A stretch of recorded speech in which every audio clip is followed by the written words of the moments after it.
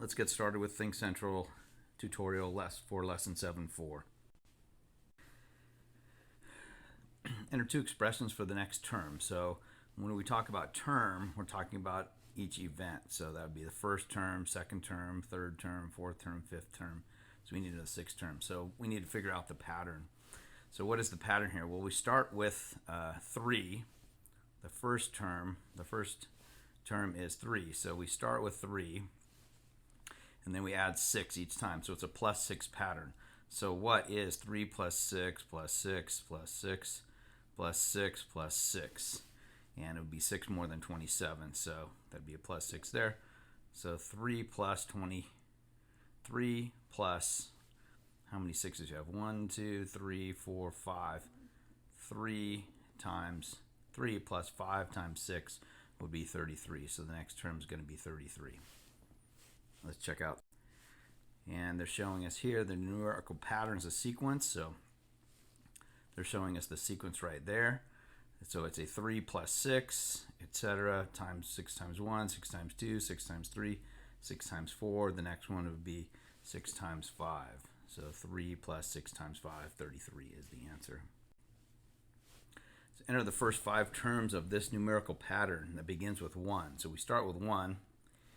And then we add 3. So what is 1 plus 3? 4. Plus 3, 7. Plus 3, 10. Plus 3, 13. So the next 5 terms would be 4, 7, 10, and 13.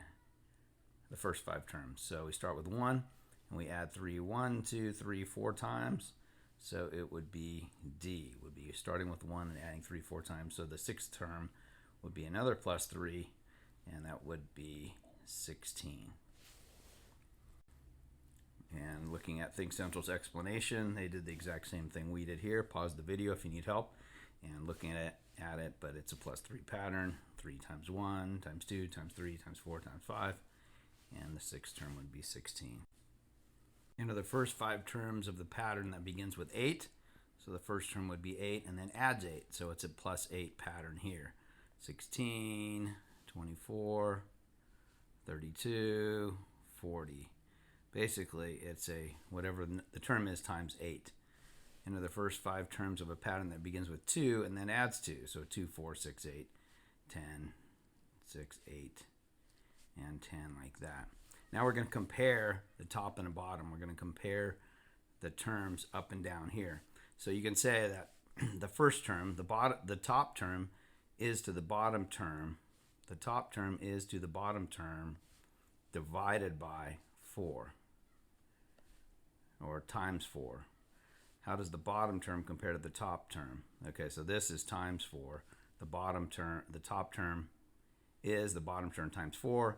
The bottom term is the top term divided by 4. And there we see the Think Central answer here. So pause if you need to and take a look at the explanation. Problem number 4. Again, you're looking for a pattern one day. So it's a times 15 pattern, up and down pattern like this. But it's also a plus 15 pattern going side to side like that. The late fee in cents is the number of days times 15 cents.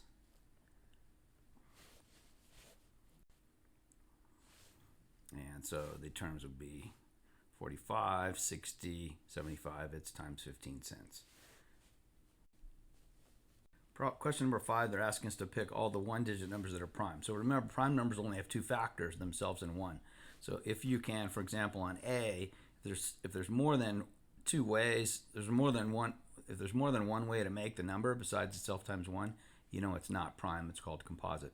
So for example, 9, I can do 1 times 9, but I can also do 3 times 3. So that is a composite number. So that's out. I can make 6 and 2 by doing 6 times 1, but also 2 times 3. 1 is a prime number because the only way I can make that is 1 times 1. 3 is a prime number. 3 times 1, 2. 2 times 1, 8 is not prime. It's composite. 4 is not prime. It's composite. 5 is prime because the only way you can make that is 5 times 1, and so is 7. So those are our composite numbers. Actually, I was thinking about this, and 1 is not prime because it only has one factor. It's just 1. So it's got to be a number greater than 2 to be prime. So 1 is neither prime nor composite. It's a special number. So we get rid of 1. Here is the Think Central explanation. Prime numbers are numbers greater than 1 that have 1 in itself as only factors, and it shows us that 2, 3, 5, 7 are the prime. Find an expression for 18 using prime factors. Choose the correct answer below. So prime factors, you have to think about factor tree. When you start off with a factor tree, you put the number at the top and you multiply it down, you build the factor tree.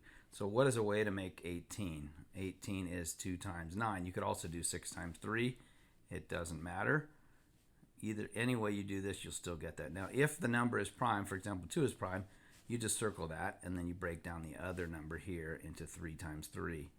And 3 is prime, so I'm going to circle that, and then 6 is 2 times 3. So what you end up with is 3 prime numbers, 2, 3, and 3. Either way you do it, it's 2, 3, and 3. So the prime factorization for 18 is 2 times 3 times 3. Or you could say 2 times 3 to the second power. That's the prime factorization. So is 18 prime?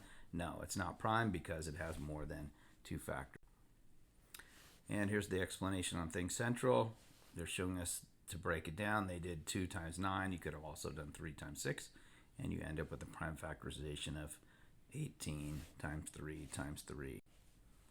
Question number 7, is 35 prime or composite? Well, let me list all the factors that I can.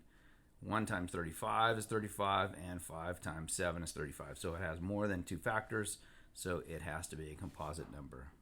And here is the explanation on Think Central. It has to be a composite number.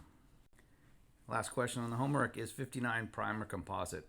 Well, you have to do test on this. You have to figure out, well, 59 does not, is there any way I can do 2 times it? No. So I know I can do 1 times 59. What about 3? Does 3 go into 59? So I do that quick divisibility test, and 3 does not go into 59 because it does not fit evenly. So that doesn't work.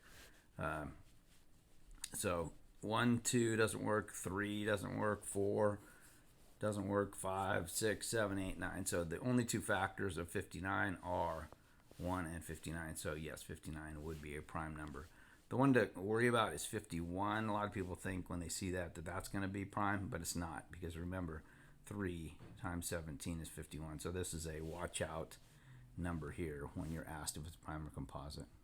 And here's the explanation. The only 2 factors of 59 are 1 and 59, so it's a prime number. All right, that's the end of the lesson. So do your homework, do some IXL work, ask for a lot of help if you need it.